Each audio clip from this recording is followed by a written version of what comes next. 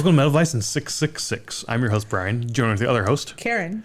And for this episode, we are going to be talking about Pink Floyd live at Pompeii, or whatever the fuck it's called. I think that's right. Is it live in Pompeii? Yeah. This was re-released just here a couple days ago in IMAX theater. We went to go see it. From the day that we're recording, not the day from this being released. No, this will be out in a while. I think it was like April 25th? April 24th, yeah. 24th, yeah. We went to go see this in IMAX here in Chicago. We paid $30.69 for tickets for this, but whatever. That was a lot. Plus the popcorn and soda and all that shit was another $50 we spent $100 to go sit in a theater and watch this movie. So to be fair, we've done several of these movies things in the past. We've done a few, yeah. Metallica did 2 live performances in Austin a couple years ago. Ghost did 1, and those are really the only 2 we've seen in theaters. Well, you went and saw like a Grateful Dead one. I've seen a Grateful Dead one, yep. Yeah. I really like going to the movie theater and seeing these. And we watch a lot on our TV. Like we do, yeah. Like not necessarily in a theater, but we watch a lot of concerts on our TV. But the movie theater aspect's different because you are there with a crowd to some extent. Yeah. This crowd for this was very mellow, very quiet, no singing. Everybody's just super calm, listening to the music. We have been to some where people are up and dancing and singing, like the Metallica one, the live concert we went to. Motherfuckers ran up to the front of the stage. Like they got rail, basically rail, like hanging on the screen, which is really cool. The Grateful Dead one, people were dancing in the aisles. It's a lot of fun. This one, the crowd was much more tamer. It's also Pink Floyd. Like I could see people just sitting back and taking a bunch of edibles and just sort of zoning out. Was there anything to sing to? So I don't know. So that's the thing. This is also an older movie that came out back in '72. Yeah. Going into this, I didn't know that. I thought this was a brand new movie that they found footage or something. Oh, okay. No, or it's been out this for a long was time. a lost album or something. So when we were sitting there watching it and listening to it, I was like, I don't know any of these songs. These songs are so fucking awesome. And I was trying to think about the production of this because they're in a coliseum in Pompeii, and it's just them and their crew filming. There's no seats. When they first start setting up, I was like, this is going to be really weird. It kind of reminds me of Plaza de Toros, but with AC/DC that played there. We watched that concert as well. The setup of that, the vibe of that just reminded me a lot of it, but there's like, the seats are overgrown with grass. I'm like, how the fuck are they going to put people in there? I thought it was a concert too that they played. I didn't realize that it was just them playing. But it was directed by Adrian Maubin, I believe, filmmaker Adrian Maubin, who reached out to the band about this performance. And I think in the 70s, around the time they filmed this, they had the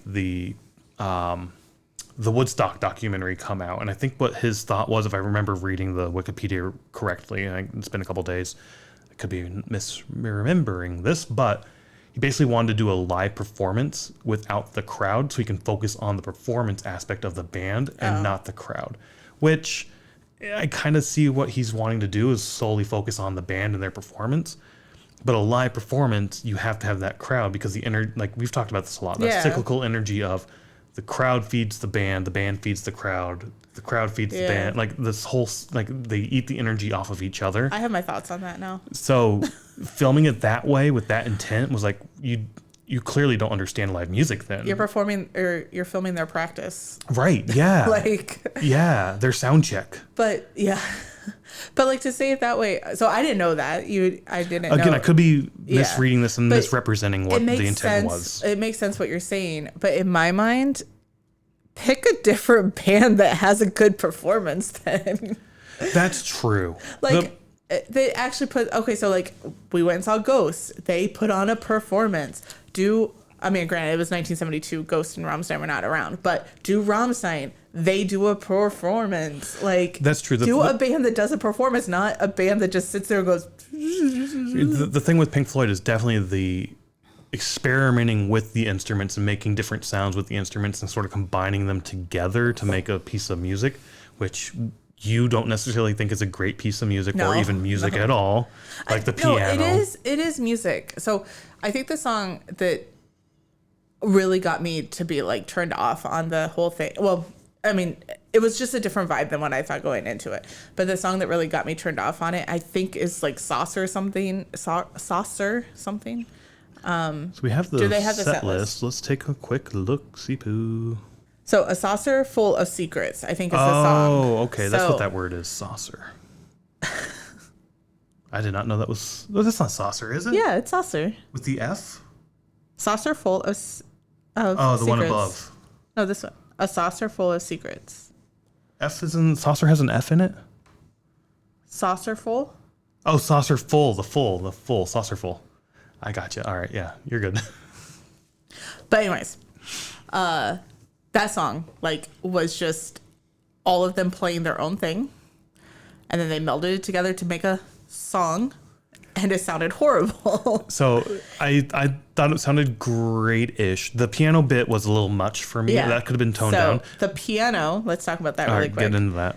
Is just, I don't know who's on the piano. Sorry, I don't know the members of any of this. And I know it's Pink Floyd and I should know, but I don't really care.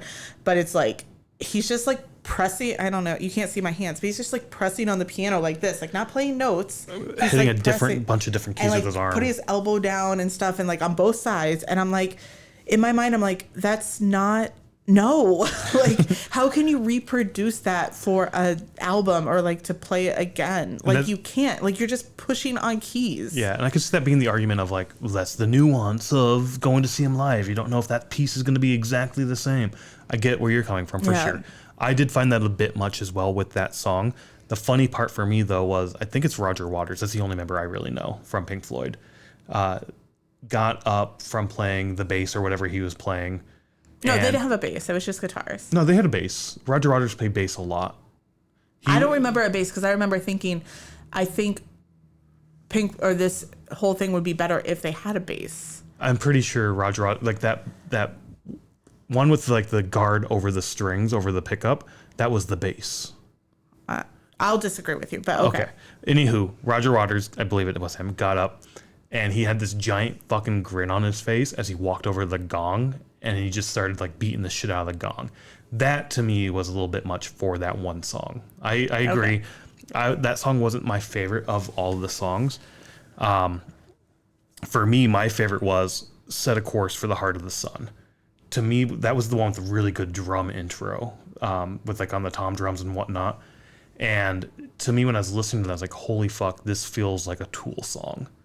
And then I was like, well, I guess Tool songs feel like Pink Floyd songs. Like, it's like that's sort of like, oh. Yeah. But I could see now where Tool, Mastodon, Opeth, like all those progressive metal bands sort of took inspiration from Pink Floyd. There's definitely elements there where I'm like, oh, I can kind of see now the progression of this up to metal now. I can see where they may have gotten some influence from. At least that's how I took it while listening to that song.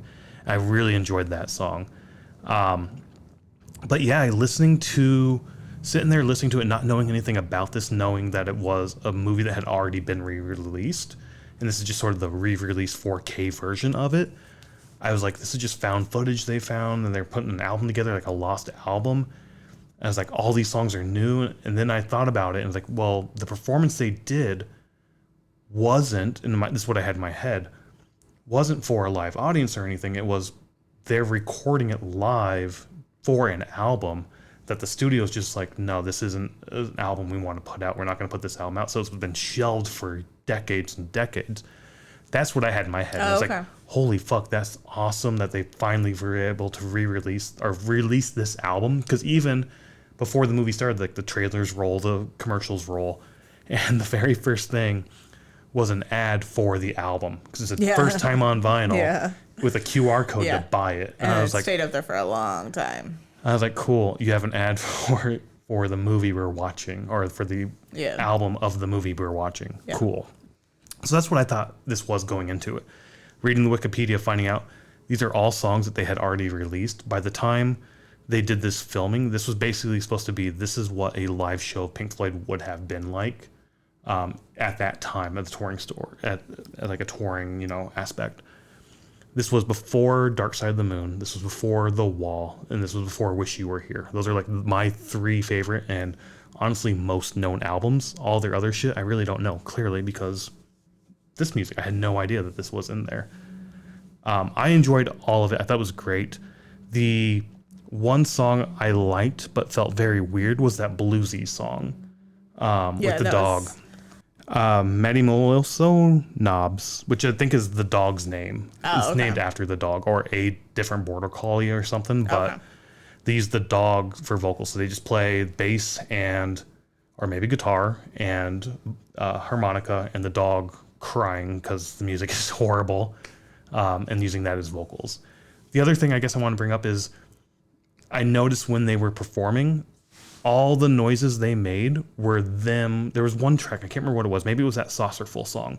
But there's one track where they're just making weird noises with his mouth as they're singing. Oh. And I was like, they're not using backing tracks. Like today, you'd see bands do stuff like that, but it's going to be a backing track. Yeah. So I thought that was really cool to see. The inner bits between, because they did 2 songs and they went into the studios and did like interviews and stuff. Those little inner bits were kind of funny and joyful. I enjoyed them. The picture quality, it was filmed in the 70s. You Yeah. can tell it wasn't like edited crisp. in the 70s too. It wasn't crisp. It wasn't anything like Yeah. that. It was fine. It was enjoyable. Yeah. I enjoyed it. But it didn't utilize the entire IMAX screen. It didn't, and I thought about that. I was like, why is this considered IMAX when it's like it was just a square within the screen? It's the aspect ratio, right? So it was filmed in this particular aspect ratio, and you can't really, because it was filmed in this style, you can't blow it up to utilize the entire screen without it being funky and looking weird, right? Well, they don't sell it in IMAX. I've been thinking a lot about this. The only thing I can think of is if IMAX is guaranteed to have a particular sound system Maybe. you wanted, and I will say that the sound of it was fucking phenomenal. I thought the sound was great in this, like, it was like 360 sound around you. Like, it sounded great. I wish we had a sound system at home to listen to music like that at home. But is IMAX necessarily the greatest? Could this have been done in, like, I guess, a Dolby Atmos sort of setting? Like, are you going to get that same effect or better or worse? That's the only thing I can think of. But yeah, it felt weird of like, why is this an IMAX if you're not utilizing the whole screen? Like, you don't need to have it on the biggest screen. What you need is the best sound. And maybe that's why it was in IMAX. Right. But yeah, I've been thinking a lot about that too. Yeah.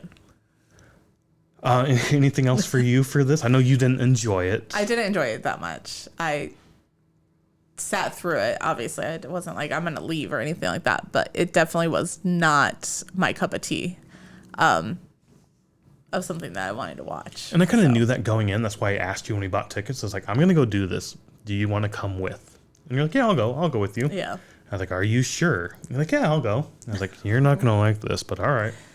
Yeah, maybe I should have stayed home and saved the money. Because it's not, I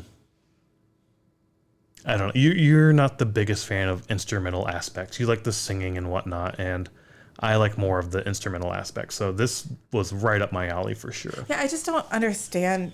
I mean, I don't get the flock to Pink Floyd. I know, like, when you talk about music, everybody's like, oh, Pink Floyd, and I just don't get it. I don't get it. Yeah, it took me a long time to get it too. Like, the first time I listened to Dark Side of the Moon, I was in high school.